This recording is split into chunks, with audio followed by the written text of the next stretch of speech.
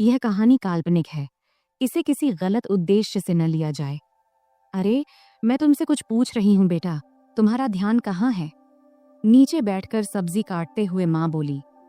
तब मेरा ध्यान कहीं और था। फिर झट से ध्यान भटकाते हुए बोला, क्या कह रही थी माँ? तब दोबारा से माँ ने कहा, मैं ये कह रही थी कि आजकल तुम्हारा काम बहुत बढ़ गया है, ऐसा लगता है। मैंने जवाब देते हुए कहा, हाँ माँ, काम तो बहुत बढ़ गया है।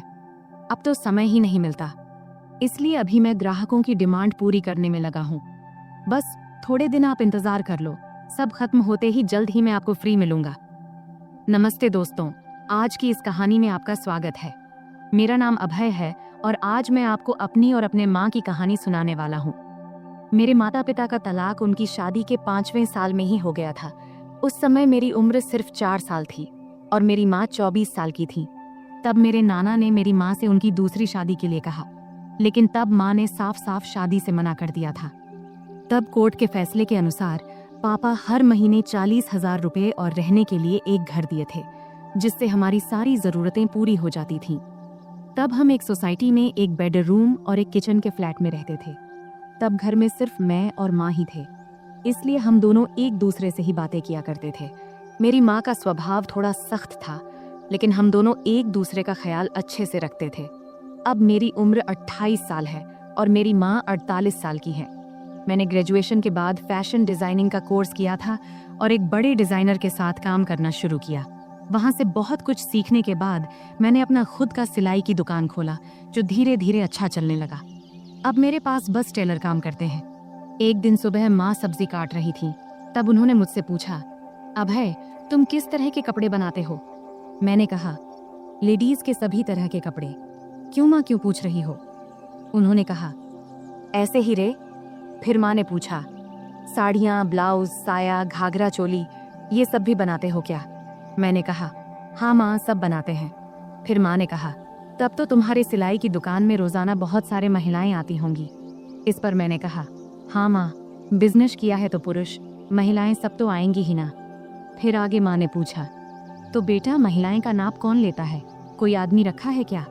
तब मैंने कहा, हाँ माँ, सब मैनेज हो जाता है, आजकल सब चलता है, लेकिन तुम इतना क्यों पूछ रही हो? इस पर माँ ने कहा, मुझे भी कुछ ब्लाउज सिलवाने हैं। मेरी जो दोस्त थी उसने अब काम छोड़ दिया है। मैंने कहा, माँ, आप इतने देर से पहेलियाँ क्यों बुझा रही थी? अगर आपको ब्लाउज बनवाना है तो इसमें दिक्कत क्या है? तुम अपना पुराना ब्लाउज दे दो, मैं टेलर को दे दूंगा, वह बना देगा, फिर लाकर तुम्हें दे दूंगा। इतना सुनते ही माँ ने कहा, मेरा कोई भी ब्लाउज अब फिट नहीं होता है, नई नाप लेनी पड़ेगी। इस पर मैंने कहा, ठीक है माँ, मैं टेलर को बोल दूंगा, कल टेलर आकर तुम्हारी नाप ले लेगा। अब तो कोई दिक्कत नहीं है ना? तभी माँ बोली, बेटा, मुझे ऐसा नहीं लगता कि मैं किसी अजनबी आदमी को अपना नाप लेने दूंगी। मैंने कहा, माँ, अगर आप नाप नहीं देंगी तो फिर ब्लाउज कैसे सिलाएगा? फिर थोड़ी देर सोचने के बाद माँ ने कहा, तू ही क्यों नहीं मेरा नाप ले लेता? यह सुनकर मैं हैरान होकर बोला, मैं? ये कैसे हो सकता है? माँ ने जवाब दिया, इसमें क्या है, मुझे तुझसे नाप लेने में कोई दिक्कत नहीं होगी। अब मैं थोड़ा असमंजस में पड़ी एज गया था, क्योंकि दूर से देखने और किसी को छूने में बहुत फर्क होता है। लेकिन तब यह हाथ आया, मौका छोड़ना भी मुझे सही नहीं लगा।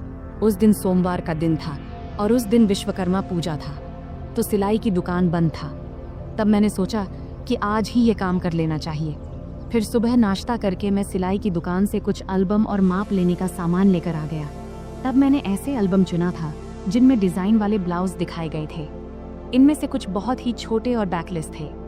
फिर मन ही मन मैंने तय किया कि आज ये काम अच्छे से पूरा करना है। 12 बजे जब मैं घर पहुंचा तब माँ रसोई में थी। उन्होंने मुझसे कहा, बेटा, आ गया तू? सामान ले आया? तब मैंने कहा, हाँ, सब ले आया हूँ, अब तुम जल्दी से अपना काम खत्म कर लो। फिर थोड़ी देर बाद माँ मेरे पास आकर बैठ गई और एल्बम देखने लगी। तब वह हल्की पीली साड़ी पहनी थी और उनकी साड़ी का कपड़ा इतना पतला था कि शरीर की रूपरेखा दिख रही थी। तब मैं माँ को देखते देखते खो गया। तभी उन्होंने तेज आवाज में कहा, अभय, सुन रहा है तू? तब मैं चौंक कर बोला, हाँ, क्या हुआ माँ?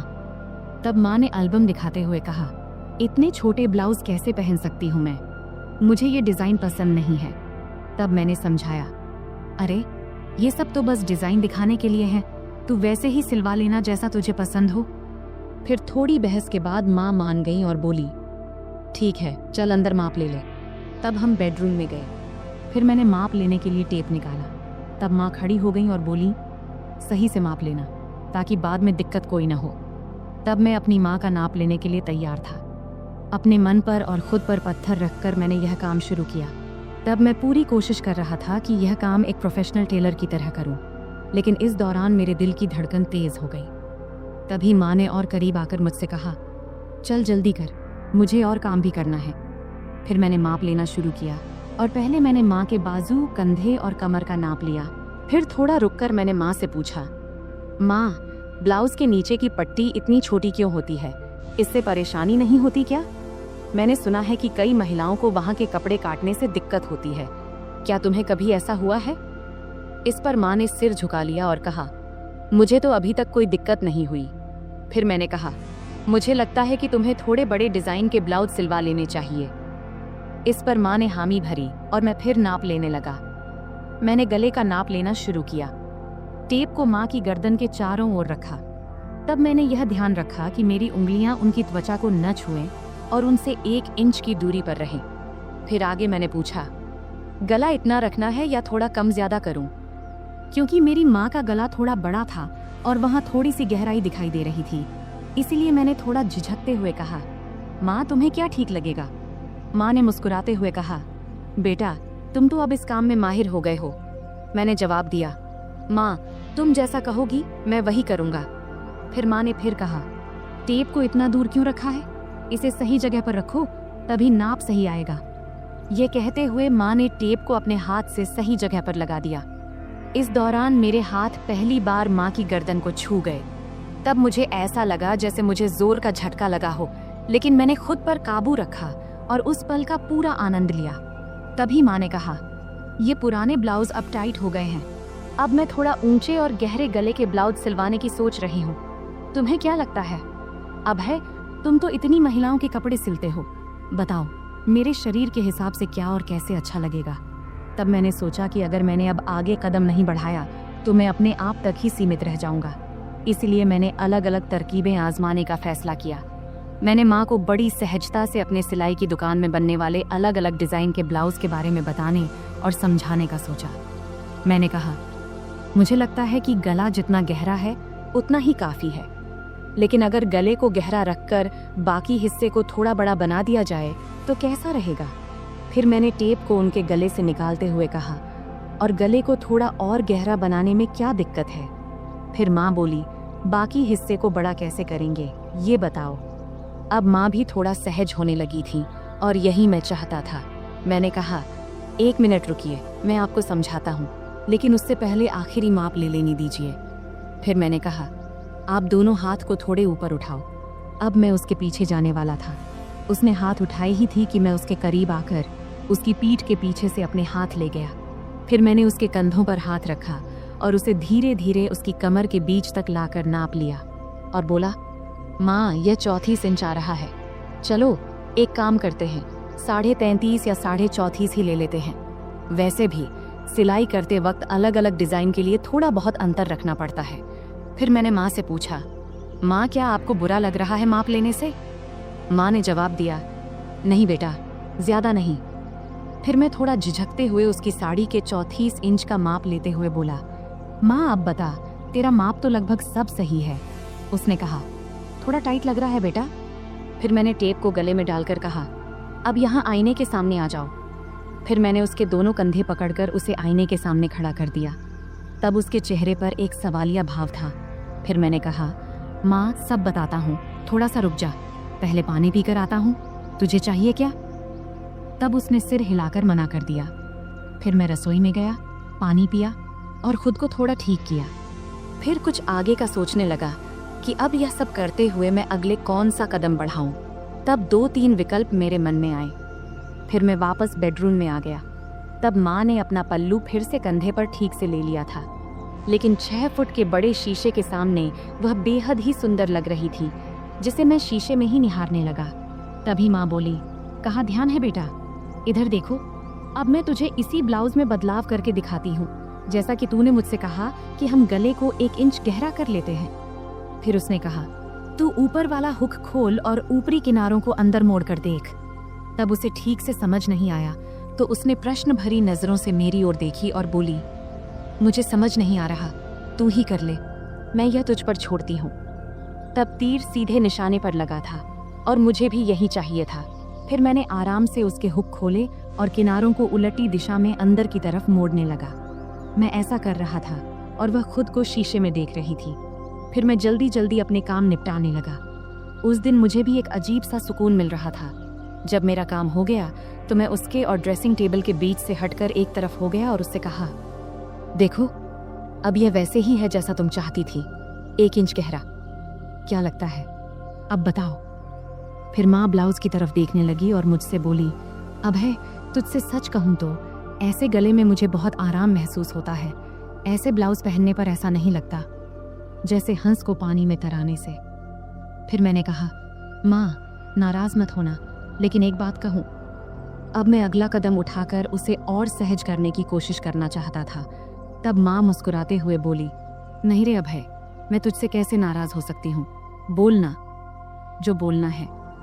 तब मैंने सावधानी से कहा, इतने गहरे गले वाले ब्लाउज से सब कुछ बहुत ज्यादा नजर आता है और यह थोड़ा अजीब भी लगता है। यह सुनते ही माँ ने अपने ब्लाउज की 3 इंच अंदर की तरफ मोड़ी और हंसते हुए बोली, मुझे कौन देखने वाला है अभय, घर पर तो हम दोनों ही रहते हैं और बाहर मुझे बहुत कम ही जाना पड़ता है। वैसे भी तुम्हारे सामने मुझे कोई दिक्कत नहीं होती। मैंने कहा, माँ, मुझे यह जरूरी लगा कि आपको बता दूं, फिर आप जैसा बोलोगी वैसा ही होगा। इस पर माँ मुस्कुराई और बोली, ठीक है बाबा, अब तुम करो। फिर मैंने कहा, मैं तुम्हें वैसे ही ब्लाउज दिखाता हूँ जैसा मैं बता रहा था। उसके बाद मैं उसके एकदम सामने गया। जैसे ही मैं उसके पास गया, वह थोड़ा आगे बढ़ी। फिर मैंने ब्लाउज का हुक वापस लगाने के लिए ब्लाउज को ठीक करना शुरू किया। फिर फोटो लेने के बाद मैंने उसे वापस सही से पहना दिया। फिर मैंने उसके दोनों कंधों के पास से ब्लाउज के किनारे पकड़ा और हल्का सा खींचा ताकि उसके कंधे साफ नजर आएं। ब्लाउज अब ढीला हो गया था और उसके कंधे लगभग उघड़ गए थे। इसके बाद मैंने नीचे से दोनों तरफ अपनी 2 उंगलियां अंदर डालीं और वह सहजता से ब्लाउज के अंदर चली गई। तब उसने मेरी तरफ देखकर कहा, क्या कर रहे हो बेटा, मुझे कुछ समझ नहीं आ रहा, बस 1 मिनट रुको माँ। मैंने सिर हिलाते हुए कहा और फिर अपने काम में लग गया। अब मैंने उसके ब्लाउज के नीचे की किनारी पकड़ा और उसे थोड़ा नीचे खींचा। फिर मैंने उसके ब्लाउज के नीचे के दोनों हुक खोल दिए। अब उसकी गर्दन की कटिंग थोड़ी दिख रही थी। अब सारा काम खत्म करने के बाद मैं थोड़ा पीछे हटकर उसे एक बार देखा और फिर किनारे हो गया। अब उसका गला बड़ा हो गया था, लेकिन ज्यादा गहरा नहीं था। तब मैंने नोटिस किया कि उसकी चेहरे पर संतोष नहीं दिख रहा था। शायद उसे और गहरे गले वाला चाहिए था। इसलिए मैंने पूछा, क्या हुआ माँ, ऐसा ठीक नहीं लग रहा क्या? तब माँ ने हाथ रखते हुए शरारती अंदाज में हंसते हुए बोली, नहीं रे, मुझे गहरा गला अच्छा लगता है, नहीं तो ऐसा लगता है जैसे किसी ने कसकर बांध दिया हो। तब उसकी बात सुनकर मुझे ऐसा लगा जैसे मुझे 440 वोल्ट का झटका लगा हो। फिर आगे वह बोली, अरे ये कई बार सिर्फ दूरी की वजह से होता है। एक काम करो, क्या तुम सिर्फ ब्लाउज में ही माप ले सकते हो? वैसे भी मुझे ऐसा एक ब्लाउज चाहिए जिसमें नीचे कुछ पहनने की जरूरत ना हो। अगर माप सही से लो तो बेहतर रहेगा। मैंने कहा, हाँ माँ, यह सही भी रहेगा, लेकिन बाकी ब्लाउज के लिए तो नीचे पहनना जरूरी होगा, नहीं तो वे टाइट हो जाएंगे। तब माँ ने सिर हिलाते हुए कहा, ठीक है, तुम यहीं रुको, मैं आती हूँ। फिर वह बाथरूम में चली गई और दरवाजा थोड़ा सा खुला ही छोड़ दिया। तब मन में ख्याल आया कि दरवाजे के पीछे से झांकूं, लेकिन मैंने संयम बनाए रखा, क्योंकि मैंने तय किया था कि धीरे धीरे माँ को अपने सामने सहज बनाना है। फिर 5 मिनट बाद माँ बाहर आई और मेरे सामने आकर खड़ी हो गई। तब एक पल के लिए मैंने उसकी ओर देखा और देखकर हैरान रह गया, लेकिन मैंने कोई प्रतिक्रिया नहीं दिया और अपने काम में लग गया। फिर मैंने कहा, माँ, अब हम सिर्फ तुम्हारी पीठ का ही माप लेंगे, क्योंकि फर्क वहीं से पता चलेगा। तब माँ ने हल्के से मुस्कुराते हुए पूछा, क्या रे, तुम लोग सिलाई की दुकान में भी औरतों को ऐसे ही कपड़े उतरवाने को कहते हो क्या? फिर आगे माँ ने अपना हाथ मेरे कंधे पर रखते हुए और शरारती अंदाज में हंसते हुए बोली, तुम्हारी तो मौज है बेटा, इतनी सारी औरतों को संभालने का काम मिलता है। इस पर मैंने जवाब दिया, माँ, मज़ा कैसा? मैं तो अब कुछ खास औरतों को छोड़कर माप लेना बंद कर चुका हूँ। अच्छा, और ये क्यों? माँ ने पूछा। इस पर मैंने जवाब दिया, माँ, कुछ औरतें जो बड़े घरों की होती हैं या जो हमारी शुरुआती कस्टमर थीं, वे मेरे कारीगरों को माप नहीं लेने देती, इसलिए मुझे खुद ही लेना पड़ता है, तुझे लेना पड़ता है। यह कहती हुई माँ पलंग पर बिना आंचल के बैठ गई और फिर बोली, बेटा, तुम्हारी तो मन मोह लेती होगी इन औरतों ने। मैंने मुस्कुराते हुए कहा, नहीं माँ, मैं तो बिल्कुल प्रोफेशनल तरीके से काम करता हूँ। फिर माँ ने शरारती मुस्कान के साथ पूछा, लेकिन फिर भी तुम्हें उनका स्पर्श तो होता होगा ना, है कि नहीं? सच बता। इस पर मैं थोड़ा शर्माते हुए बोला, हाँ, होता है, लेकिन वे कुछ नहीं कहती क्योंकि उन्हें मेरे सामने सुरक्षित महसूस होता है। फिर माँ ने हंसते हुए कहा, मेरा बेटा कितना समझदार है। ये कहते हुए उसने मुझे गले लगा लिया। इतनी ठंडी रात में उसके गले लगाने से उसकी गर्माहट मुझे महसूस होने लगी। फिर थोड़ा पांव खींचते हुए माँ ने पूछा, बेटा, तुमने ये सब बातें कहाँ से सीखी? मैंने कहा, माँ, इन औरतों से ही। वे इतने अलग अलग शब्द बोलती हैं कि क्या बताऊं। फिर माँ ने मजाक करते हुए कहा, अच्छा बेटा, तुम मुझे भी कुछ बताओ। तब मैंने कहा, नहीं माँ, तुम हंसोगी और कहोगी कि ये सब मुझे कैसे पता। माँ बोली, नहीं बेटा, मैं समझती हूँ कि तुम अब बड़े हो गए हो, लेकिन मुझे यह भी समझना है कि तुम्हें क्या पता है और क्या नहीं। फिर मैंने हिम्मत जुटाकर माँ से कुछ बातें साझा किया। तब माँ ने आत्मविश्वास से कहा, अरे बाबा, तुम्हें तो सब पता है। फिर मैंने हंसते हुए कहा, चलो छोड़ो ये सब, अब तुम्हारा नया डिजाइन वाला ब्लाउज लेकर आता हूँ। फिर मैंने उठते हुए पूछा, हाथ लगाऊं तो चलेगा ना? तब माँ ने खुद को सभ्य दिखाने की कोशिश करते हुए कहा, अरे हाँ बेटा, मुझे तुम पर पूरा भरोसा है। और क्या तुमने इतना जल्दी सब कुछ फिट कर लिया? फिर माँ ने थोड़े जोर से हंसते हुए कहा, बेटा, देख ले कहीं कुछ और लगाना बाकी तो नहीं है। तब उसके इस मजाक से मैं शर्म से लाल हो गया। अब वह पल भी आ गया था जिसका इंतजार था। फिर मैंने माँ को ड्रेसिंग टेबल के सामने खड़ा किया और खुद उसके पास जाकर खड़ा हो गया। फिर मैंने अपने दोनों हाथ नीचे लाते हुए कहा, देखो, ये कितनी नीचे तक जा रहा है, इसका कारण इसका माप है।